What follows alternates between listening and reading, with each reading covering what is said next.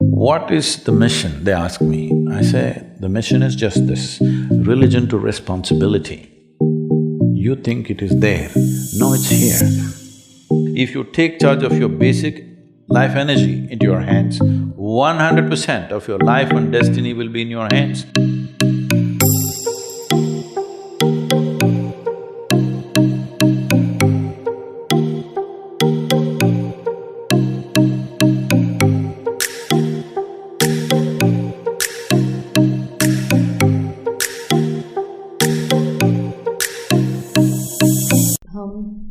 Sadhguru, one question on karma.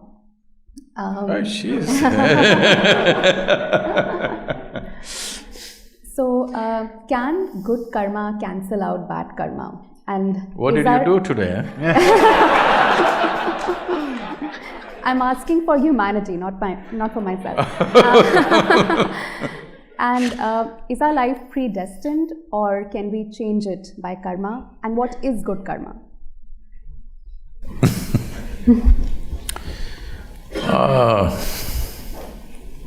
So let's understand this word. I know this has become part of English lexicon. Karma is an English word now. The word karma means action. As you sit here, there is physical action going on, there is mental action going on, emotional activity going on, energy activity going on in every one of us. Whether you're awake or asleep, 4 dimensions of karma are happening all the time. Since you woke up today morning, except for that bad karma you did no, you don't have to reveal that Since you woke up today morning till this moment, just a few hours, how much of these 4 dimensions of karma did you perform consciously? Should I answer? I was not conscious while performing my actions, they just happened. I'm saying for almost every human being is well below 1%. If you take in a day, well below 1%. So when 99% of your actions are accidental or unconscious, you do one thing, you just drive here. Here the traffic is very slow, it's safe to try this experiment. 99% of the time, just close your eyes and simply sit like this. Once in a way, handle the steering. Let's see where you will be in 5 minutes. This is a disaster of human life. So you must understand this. This is the most profound dimension of Eastern cultures, that we told you your life is your karma. This means your life is your making. There is no manager sitting… I'm not talking about you guys.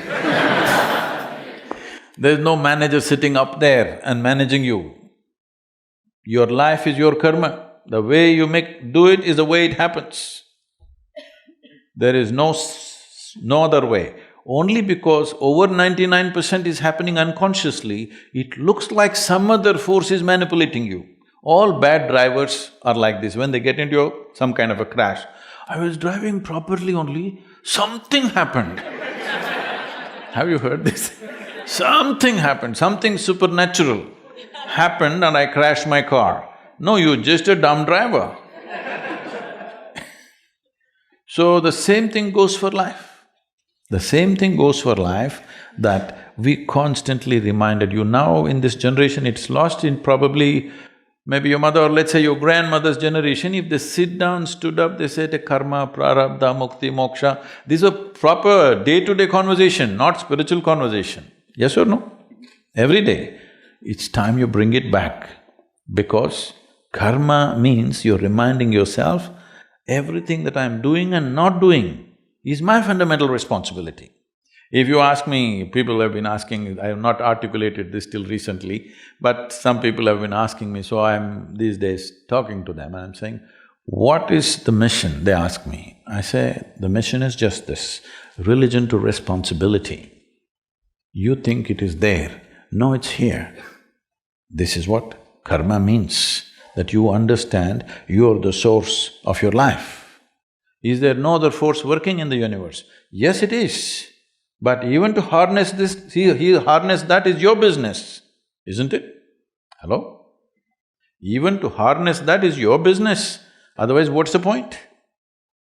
So karma means your life is your making. There is nothing else that can decide.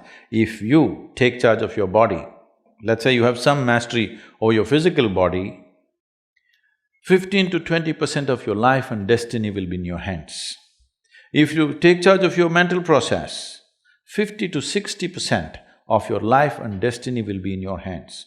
If you take charge of your basic life energy into your hands, 100% of your life and destiny will be in your hands. Every young person must first explore this dimension before you step out into the world and mess other people. Yes, very important. But what is the fix for the morning's bad karma? You must understand, karma is not like reward and punishment system. It is just residual memory within yourself. Everything, every thought, every emotion, every action, every moment that you do, in some way is recorded into this. This memory creates a tendency for you because so much memory is gathered, naturally, it's like software, you're writing unconscious software every moment. See, if you walk from here to here, I'm telling you, there are at least 25 different kinds of smells. You're not conscious unless something is very strong, acute, in some way, in a positive or negative way, then you will notice, otherwise you're not noticing. You will see if a dog passes, he's just figuring out you, what you have done, what you have not done, your good karma, bad karma, everything is just figuring out. Yes or no? You also are conscious, your system also is perceiving it because your neurological system is far more superior to the dog's neurological system. Do you agree with me? Hello? Dog lovers, is it okay? Human neurological system is far more advanced than any other creature, you also capable. But because of cerebral activity, you're missing it. You do one thing, just go live in the jungle for some time, you will see suddenly your sense of smell. You just know everything just by raising your nose a little bit, sticking your nose out, you just know what's coming, what's going. You will see in the villages in India, they'll say it's going to rain today, you understand? Nothing, no sign of rain, no cloud, no nothing. He'll simply… and he'll say it's going to rain today, and it will, because the changes are happening in the atmosphere. So, because of this unconscious nature, if you walk from here to here, these 25 smells, for example, are all recorded in the system. And all like this, visual inputs, audio inputs, everything is recorded. Depending upon the type of material you've taken in, slowly you'll develop an unconscious tendency. Suddenly you'll like this, not something else, because of the kind of inputs you have taken in. These tendencies, traditionally, because you're coming from the scripture, traditionally we call this vasanas. Vasana is a very good expression because vasana literally means smell.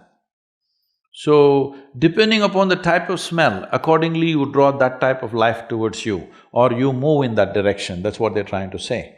But this is essentially, to put it in modern terminology, you're building an unconscious software, so naturally it begins to function in a certain way.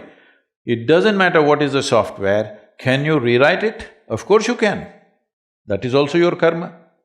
So will you allow unconscious activity that you have performed to rule the nature and destiny of your life, or will you make sure it is the conscious activity that you perform which will rule the destiny of your life? This is something you have to decide.